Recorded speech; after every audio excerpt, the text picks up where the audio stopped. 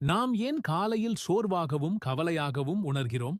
காரணம், நாம் நம்முடைய சொந்த பலத்தையும் அறிவையும் மட்டுமே நம்பி நாளைத் தொடங்குகிறோம். நம் கட்டுப்பாட்டில் இல்லாத விஷயங்களைப் பற்றி அதிகமாக கவலைப்படுகிறோம். வரப்போகும் சவால்களை எப்படிச் சமாளிப்பது என்று நாமே திட்டம் போடுகிறோம். அந்த மொத்த சுமையையும் நம் தோள்களில் நாமே ஏற்றிக்கொள்கிறோம். இங்கேதான் நாம் தவறு செய்கிறோம். ஒரு விசுவாசியின் அணுகுமுறை முற்றிலும் வித்தியாசமானது. அவன் தன் நாளைத் தொடங்கும் போதே இந்த முழு பிரபஞ்சத்தையும் ஆளுகின்ற எல்லா சக்திகளுக்கும் மேலானவனிடம் தன் முழு பொறுப்புகளையும் ஒப்படைத்து விடுகிறான். அந்த ஒப்படைப்பின் பிரகடனம்தான் இந்த காலை நேர துஆ. இது வெறும் வார்த்தைகளின் கோர்வை அல்ல.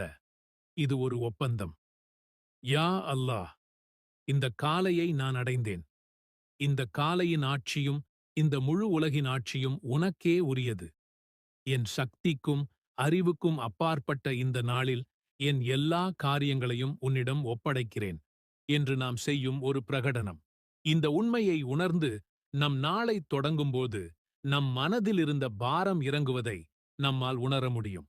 கற்பனை செய்து பாருங்கள், நீ நிம்மதியாக உன் கடமையைச் செய் என்று சொன்னால் எப்படி இருக்கும்?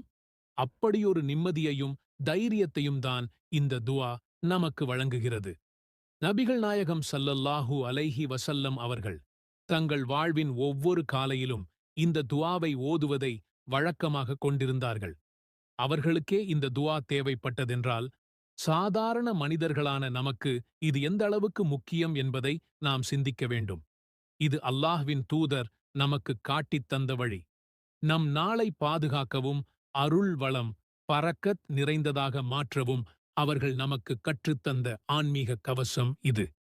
இப்போது அந்த மகத்தான துஆவையும் அதன் ஆழமான அர்த்தங்களையும் ஒவ்வொன்றாக பார்க்கலாம். உங்கள் மனம், மொழி, உடல் மூன்றும் ஒன்றிணைந்து இந்த வார்த்தைகளை கவனியுங்கள். அஸ்பஹ்னா வ அஸ்பஹல் முல்கு லில்லாஹ் வல்ஹம்து லில்லாஹ் லா இலாஹ இல்லல்லாஹு வஹ்தஹு லா ஷரீக லஹு லஹுல் முல்கு வ லஹுல் ஹம்து வ ஹுவ அலா குல்லி ஷைஇன் கதீர்.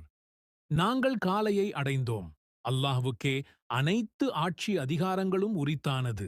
மேலும் அனைத்து புகழும் அல்லாஹ்வுக்கே. அல்லாஹ்வைத் தவிர வேறு இறைவன் இல்லை. அவன் தனித்தவன். அவனுக்கு இணை துணை இல்லை.